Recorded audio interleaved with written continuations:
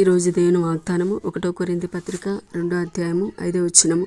విశ్వాసము మనుషుల జ్ఞానమును ఆధారం చేసుకొనక దేవుని శక్తిని ఆధారం చేసుకుని ఉండవలనని.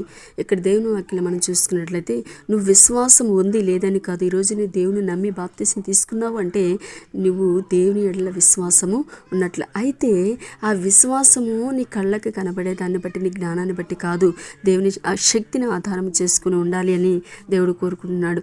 ఎందుకంటే మోషే జీవితంలో వెనక ఫరో సైన్యము, ముందు సముద్రము. అయితే దేవుడు ఏమన్నాడు?